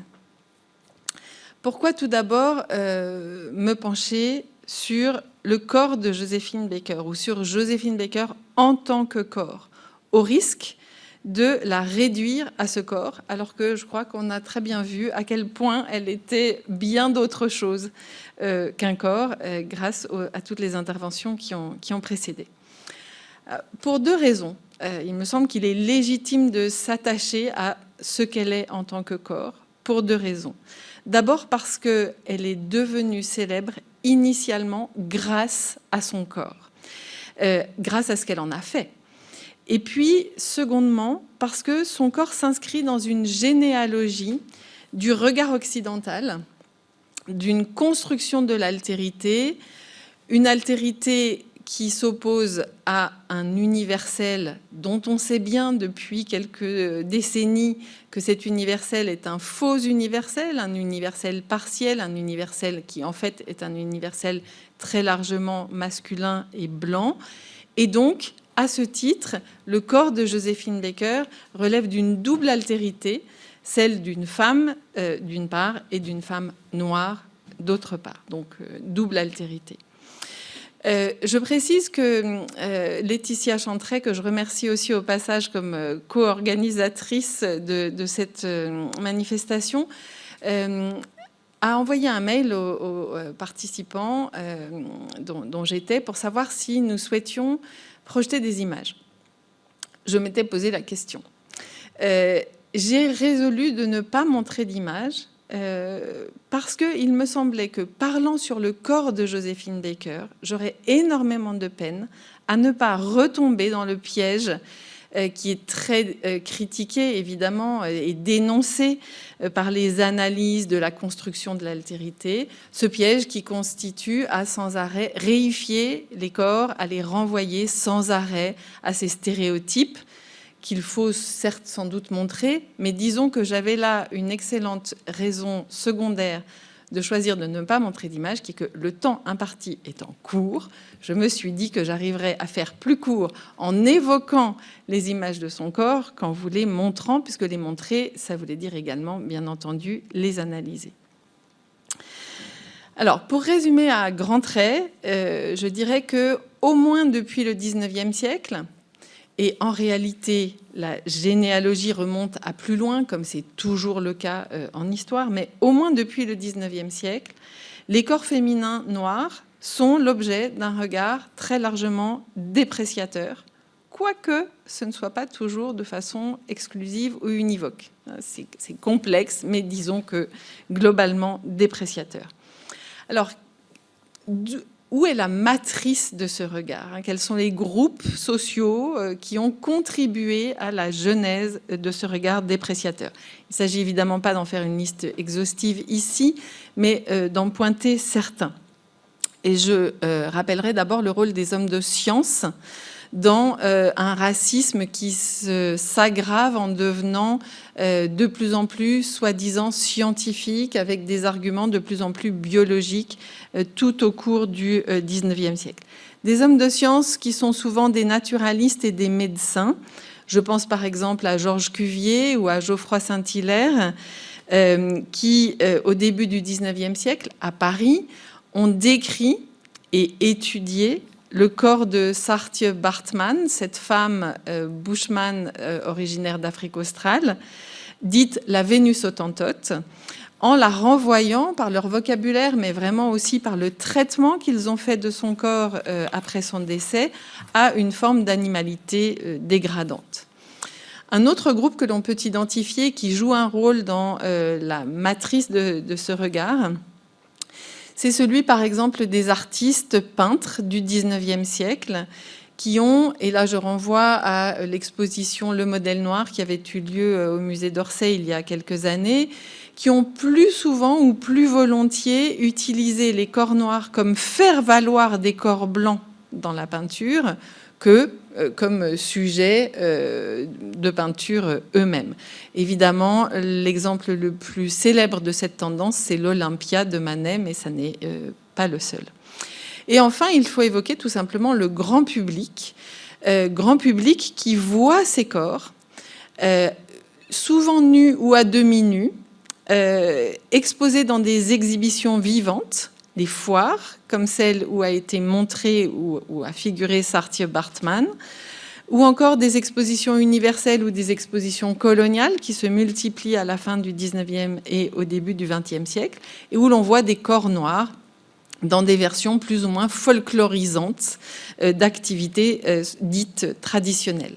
Il y a aussi, il ne faut pas l'oublier, la vague et la vogue des cartes postales, donc des photos généralement en noir et blanc, des cartes postales qui s'intitulent scènes et types et qui sont vraiment un type de photographie qui est extraordinairement populaire au tournant du 19e et du 20e siècle et dans lesquelles on voit beaucoup de corps masculins et féminins, mais de personnes noires. Alors, quels sont les principaux stéréotypes construits et véhiculés par ces différents regards ?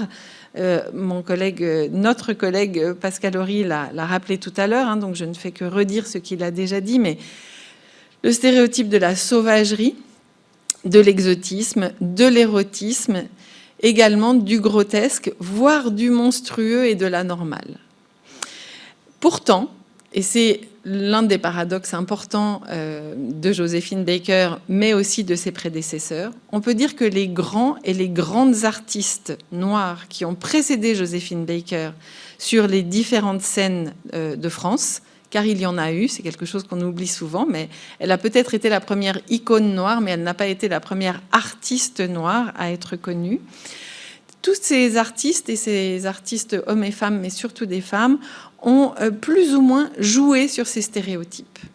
Je pense par exemple à l'acrobate l'acrobate noire d'origine allemande qui s'appelait Miss Lala, c'était son nom de scène, connu dans les années 1880, ou encore le clown chocolat auquel Gérard Noiriel a consacré un ouvrage, qui lui était surtout célèbre dans la décennie 1890, ou encore l'actrice et danseuse Aïcha, c'était son nom de scène, elle s'appelait Aïcha Goblet, d'origine martiniquaise, née en France, qui était quasi contemporaine de Joséphine Baker, hein, qui l'a vraiment précédée juste de quelques années, qui ont usé, toutes ces personnes que je viens de citer, de ces registres, du sauvage, du grotesque, de l'exotique et de l'érotique. La particularité de Joséphine Baker, c'est sans doute d'avoir poussé la logique encore beaucoup plus loin que tous ses prédécesseurs. Entre l'outrance de ses grimaces, et je vous rappelle qu'elle était connue pour loucher terriblement, pour rouler des yeux, etc. L'érotisation de ses nombreuses photos de nus. Le summum, évidemment, du cliché raciste combiné à un symbole phallique par ailleurs, hein, qui est la ceinture de banane, qui est devenue vraiment justement iconique, et les déhanchements, disons, effrénés, qui évoquent une sauvagerie incontrôlée dans une scène du film Princesse Tam Tam. On peut dire que Joséphine Baker a exacerbé les stéréotypes jusqu'à les vider de leur contenu. Et c'est ce qu'on peut appeler la stratégie du retournement du stigmate, qui est une arme bien connue, hein, des militants, des activistes de nombreux mouvements anti-discrimination, antiracistes par exemple, mais aussi LGBTQI+, etc. Soulignons néanmoins que là, nous sommes vraiment dans l'interprétation de l'usage que faisait Joséphine Baker de son propre corps. Et que comme toute interprétation, cette interprétation est discutable, contestable, et que d'ailleurs, elle a toujours été contestée et qu'elle l'est encore. En effet, il n'y a pas de consensus politique que l'on puisse accorder à la façon dont Joséphine Baker a eu de jouer des stéréotypes. Tandis qu'elle-même revendiquait la dérision comme une arme dans la lutte contre le racisme, sa contemporaine, Paulette Nardal, une féministe d'origine martiniquaise, noire, lui reprochait déjà à l'époque de renforcer les stéréotypes plutôt que de les combattre. On voit donc à quel point les corps de femmes noires, dont celui de Joséphine Baker, concentrent des enjeux qui sont éminemment politiques. Il est certain aussi que le combat antiraciste de Joséphine Baker s'est nourri des discussions et des controverses qu'il y a eu autour de sa propre gestion des stéréotypes et plus généralement des rapports entretenus par le monde blanc à l'égard des corps de femmes noires. Quoi qu'il en soit, je pense qu'il faut aussi souligner dans une telle présentation le caractère irréductiblement singulier du corps de Joséphine Baker, qui est un corps athlétique, un corps de danseuse, un corps capable de prouesses sur scène, dont les clowneries ne sont qu'un avatar. À ce titre, ce n'est pas un corps parmi d'autres, c'est un corps unique et spécifique. Et je voudrais, dans le prolongement de ce que je viens de dire, terminer cette présentation en rappelant que Joséphine Baker, ça n'est pas qu'une artiste, on l'a assez dit aujourd'hui, et que donc son corps n'est pas mis qu'au service de ses spectacles. Ce n'est pas juste un corps athlétique, un corps de danseuse, un corps dénudé ou semi-dénudé. C'est aussi un corps habillé, et je dirais ô combien habillé, puisqu'il faut rappeler qu'elle a été l'égérie des plus grands noms de la mode de son époque, dès les années 20, et ça s'est poursuivi après la Seconde Guerre mondiale. Elle a été habillée par Paul Poiret dès les années 1920, qui était donc vraiment en plus un couturier, non seulement un très grand nom, mais un couturier d'avant-garde. Puis, après-guerre, par Christian Dior, elle porte les tenues de Pierre Balmain, etc. D'accord ? Et puis, on l'a vu sur des images que je remercie mes collègues du coup d'avoir projeté, puisque du coup ça m'évitait de le faire moi-même, mais sur les images que l'on voit également sur le Panthéon, c'est aussi quelqu'un qui porte l'uniforme, qui symbolise et qui rappelle sa participation à la résistance. Et c'est ainsi en uniforme qu'elle décide d'apparaître à la tribune lors de sa participation à la marche du 23 août 1963 pour les droits civiques, en uniforme et parée des décorations qu'Alia Aglan nous a rappelées tout à l'heure. Il ne s'agit évidemment pas d'un hasard si elle a choisi pour ce jour de lutte, ce jour de combat, de porter une tenue qui rappelle le régime militaire, plutôt qu'un habit de scène ou même une tenue de grand couturier.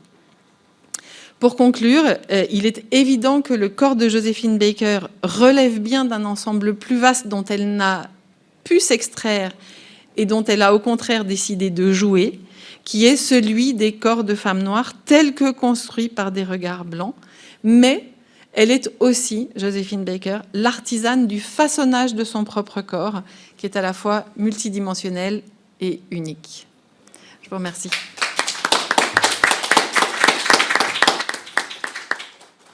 Toutes ces perspectives et cette contextualisation du regard, mais aussi du regard porté sur elle et de l'action menée par elle depuis son corps, et d'avoir insisté. Le choix des photos, effectivement, a été établi par Laetitia Chantré, que je remercie beaucoup pour l'organisation de cette manifestation. Et effectivement, nous avons choisi une Joséphine habillée et en uniforme, donc nous étions sensibles à cette ligne d'analyse.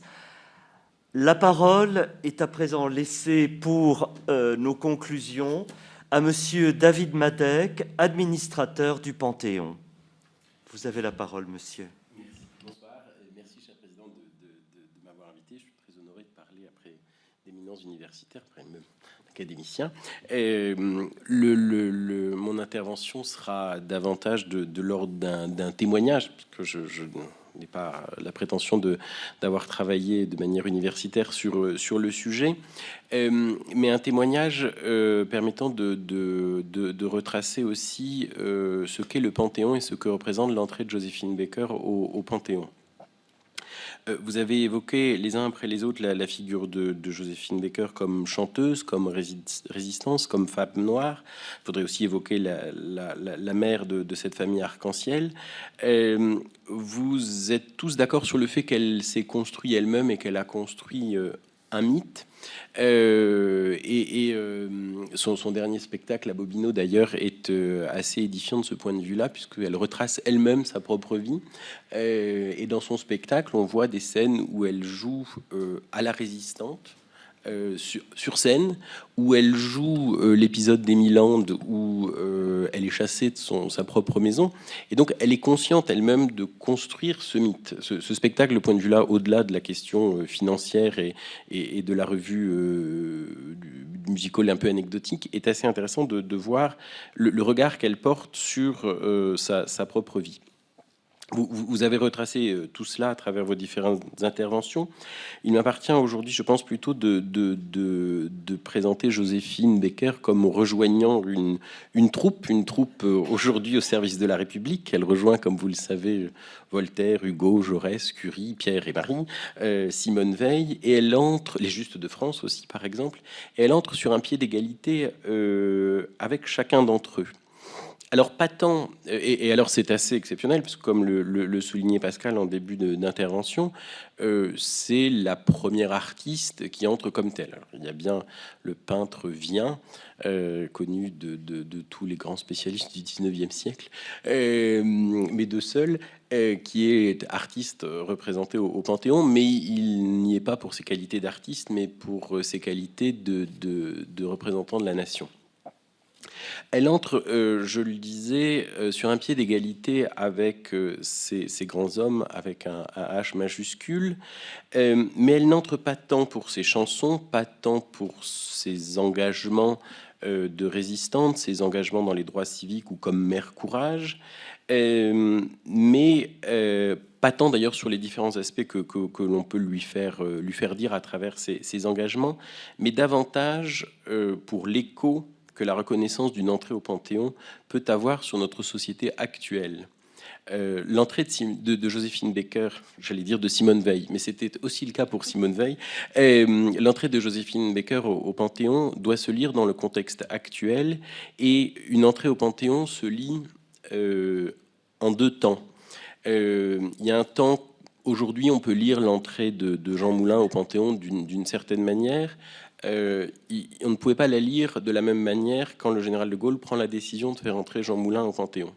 Il y a des gestes très, très politiques. Pour Jean Moulin, c'est une écriture de l'histoire par le général de Gaulle en oubliant une partie de la résistance. On oublie la part communiste de la résistance en faisant entrer Jean Moulin et en célébrant cette résistance-là. On a le même type d'approche, si j'ose dire, avec Marie Curie. L'entrée de Marie Curie, aujourd'hui célébrée comme la première femme à entrer au Panthéon, une grande scientifique reconnue pour son combat pour la place des femmes à l'université, notamment dans la science d'autre part, son engagement pour la Première Guerre mondiale. Le président de la République d'alors, François Mitterrand, quand il fait entrer Marie Curie, n'en a pas tout à fait cure, mais pas loin. C'est un geste politique d'un calcul d'une Union européenne en construction et d'un pont vers la Pologne par-dessus l'Allemagne. Et aujourd'hui, l'entrée de Joséphine Baker se pose davantage dans le registre non pas du candidat à l'entrée au Panthéon qui aurait coché toutes les bonnes cases, si j'ose dire, puisque cette grille de lecture, malheureusement, n'existe pas, sinon j'aurais moins de place dans mon cimetière, que dans la lecture de ce personnage dont on a besoin aujourd'hui. Alors, pour vous narrer cela, je vais peut-être revenir sur 2 points. D'une part, la cérémonie en elle-même. Quelques-uns d'entre vous ont souligné des points essentiels de la cérémonie qui est construite. Et d'autre part, je reviendrai sur certains éléments du discours du président de la République lui-même, puisque c'est, comme vous le savez, depuis la Ve République, le président de la République qui décide absolument de tout sur les entrées au Panthéon. On est dans un dispositif qui est en dehors de toute réglementation. Il n'existe aucun décret, aucun élément dans la Constitution ou dans la loi qui organise à proprement parler les cérémonies d'entrée au Panthéon. On est sur un rite traditionnel repris à son compte par le général de Gaulle dans la Ve République et dont les présidents se saisissent ou pas d'ailleurs depuis le début de la Ve République. Alors, la cérémonie en elle-même, vous l'avez relevé, madame, avec la question de la musique, est divisée notamment quand vous avez évoqué l'interprétation de J'ai 2 amours, est divisée en 2 parties. Une première partie qui retrace l'entièreté de la vie de Joséphine Baker, depuis le bas de la rue Soufflot jusqu'à la dépose sur le catafalque au milieu de la place, avec la projection à l'issue de cette remontée. Et sur cette remontée, il y a quelques éléments symboliques qui sont les éléments clés de sa vie, que vous avez pu les uns les autres relever et largement préciser, bien plus que ce que l'on a pu faire lors de cette cérémonie, et de manière très, très fouillée. Je vous en remercie, parce que c'est toujours agréable d'apprendre plein de choses comme ça. Et une deuxième partie qui est davantage autour de l'entrée au Panthéon. Alors, il y a quelques marqueurs qui sont importants de ce point de vue-là. C'est que dans la rue Soufflot, alors une telle cérémonie, pardon, je devrais commencer par dire cela, c'est pour le CMN, le Centre des Monuments Nationaux, qui l'organise, une série de contraintes. D'abord, les choix du président de la République lui-même qui décide, c'est lui le patron, comme j'ai l'habitude de dire. Les demandes de la famille elle-même, puisque c'est aussi un dialogue avec la famille, et alors, il reste 11 enfants, mais c'est une discussion parfois longue. Et des contraintes techniques. Malheureusement, il y a des contraintes techniques qui s'imposent à nous, et tout à la fois de droit iconographique. La photo d'Harcourt où elle est comme ça, utilisée ce soir, n'a pas été sans nous poser quelques difficultés, par exemple. Et de ces contraintes naissent une cérémonie qui traduit peu ou prou la volonté originale et dont le résultat est celui que vous avez pu voir à la télé ou sur place pour ceux qui avaient la chance d'être invités, ou la malchance d'être invités d'ailleurs, parce qu'on le voit mieux à la télé que à l'intérieur même du monument. Donc, la première partie, c'est cette remontée avec des étapes qui sont des étapes clés de sa vie où la famille a souhaité que notamment la voix de Joséphine Baker soit entendue. On aurait pu inventer des interprétations par une starlette du moment, si j'ose dire, qui n'aurait pas eu forcément beaucoup d'intérêt. Le choix des musiques est à peu près calculé la première chanson, Me revoilà Paris, chantée à Bobino le dernier soir de sa représentation, était aussi un clin d'œil à cette idée d'un retour de Joséphine Baker à Paris. Comme vous savez, elle est inhumée à Monaco.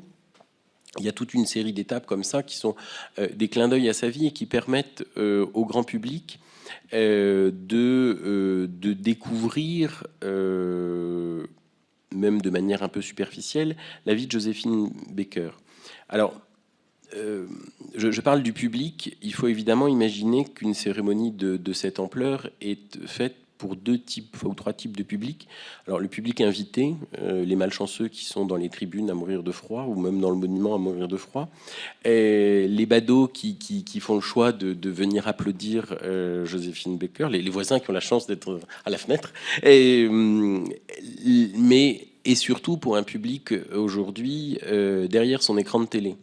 C'est évidemment un acte public et une telle cérémonie est calculée en fonction du résultat télévisuel et de la diffusion que ça veut dire. Tous les voisins ont eu à supporter un chantier dans toute la rue pendant quelques jours et un démontage depuis quelques jours, et avec notamment l'installation de grues importantes pour avoir des images impressionnantes avec une caméra qui faisait toute la rue. Mais ces images sont vraiment calculées, maîtrisées, de manière à donner l'image souhaitée pour relater la vie, en quelque sorte, de Joséphine Baker. Alors, cette vie a été reprise à travers une projection sur la façade du monument, qui amène quelque chose dans notre société visuelle de facile à lire en quelques minutes.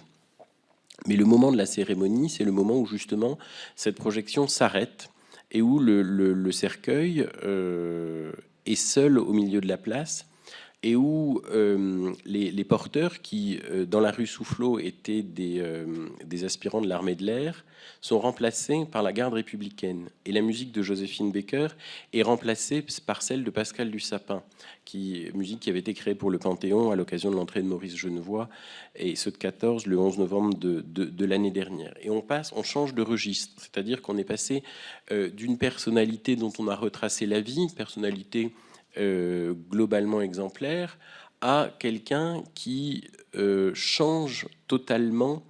On quitte même le mythe de cette femme qui a su se construire depuis son enfance horrible à Saint-Louis jusqu'à sa fin de vie à Monaco. On quitte cette personne-là pour rejoindre la troupe. En interne, on parle de nos résidents, mais la troupe des grands hommes, en quelque sorte. Et donc, à partir de ce moment-là, c'est la garde républicaine qui prend le relais, et la musique de Pascal Dussapin qui crée cette espèce de liturgie laïque, en quelque sorte, et qui permet de passer à l'intérieur du monument. Et à l'intérieur du monument, c'est le discours du président, je crois, qui marque l'entrée solennelle et les aspects les plus importants de sa vie. Alors, le président de la République, les discours des entrées, en tout cas qui sont prononcés pour les entrées au Panthéon, sont toujours des sources extrêmement intéressantes. Parce qu'on y voit des choses, on voit les choses qu'on y cache aussi, et c'est plutôt intéressant. On voit même depuis la Ve République une forme d'évolution. Certains préféraient laisser leur ministre de la Culture s'exprimer, et d'autres préfèrent prendre la parole. C'est le cas depuis quasiment la fin de Mitterrand, grosso modo. Et il y a de moins en moins d'interventions autres que celle du président de la République.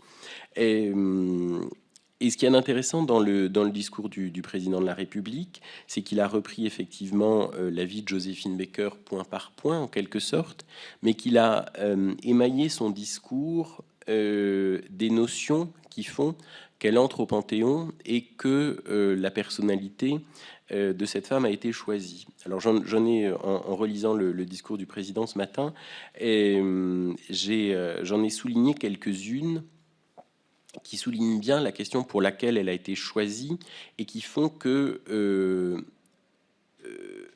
cette entrée a un sens aujourd'hui. Et pourtant, rien n'était écrit. Ne pas se résigner et faire céder toutes les portes, tomber toutes les barrières. Le triomphe est immédiat. Ainsi se voue-t-elle tout entière à sa nouvelle patrie et à la défense de ses valeurs. Et il en va ainsi de suite jusqu'à la fin du discours, où il la qualifie d'infiniment juste, d'infiniment fraternelle, d'infiniment de France. Aujourd'hui, nous sommes encore là, même bleu, blanc, rouge, pour la faire entrer dans notre Panthéon. Et finalement, il s'adresse à elle dans le dernier paragraphe. Vous entrez dans notre Panthéon parce que vous avez aimé la France, parce que vous lui avez montré un chemin qui était le sien véritable, mais dont elle doutait pourtant. Vous entrez dans notre Panthéon parce que, née américaine, il n'y a pas plus française que vous. Et l'entrée de Joséphine Baker au Panthéon, c'est en quelque sorte la définition de la citoyenneté française aujourd'hui. En tout cas, la lecture que le président de la République en souhaite aujourd'hui. Et ce qui est intéressant à voir, c'est que l'entrée de Joséphine Baker a été, semble-t-il, discuté dans une précédente mandature et repoussé. Et on voit par là même que quelque chose qui s'impose aujourd'hui ou qui s'est imposé dans l'esprit du chef de l'État ne s'était pas imposé il y a encore quelques années. Et c'est une cérémonie qui a un sens de ce point de vue-là. Et alors, quelques éléments de la cérémonie sur lesquels je voudrais revenir, parce que quelques-unes d'entre vous l'ont souligné, et c'est pas inintéressant. Alors, d'abord, dans la cérémonie, et même sur l'exposition à venir, parce qu'on fait une exposition tout prochainement sur les grilles du monument, Joséphine Baker n'apparaît à aucun moment nue. Dans la cérémonie, à aucun moment elle n'apparaît nue, ce qui s'est avéré assez difficile, parce qu'il y a quand même une bonne partie des images où elle apparaît nue, et des images en plus iconiques qui sont relativement faciles à utiliser. Il faut être assez honnête, même de manière poétique. Mais justement, cette question du corps de la femme, quand bien même elle l'a utilisé, elle s'en est servie, consciemment ou pas totalement, on se l'est interdit avec cette idée que nous-mêmes, on ne devait pas inciter à une lecture sur le corps d'une femme de couleur. Et ça, c'est un premier point dans le cadre de nos contraintes, en tout cas pour cette cérémonie. Alors, le cercueil, j'évoque depuis le début de cette présentation la question d'un cercueil. Vous savez tous que le cercueil ne contenait pas le corps de Joséphine Baker, qu'elle est toujours inhumée à Monaco. C'est un choix de la famille. Et c'est aussi quelque chose qui est intéressant dans la définition de ce qu'est le Panthéon.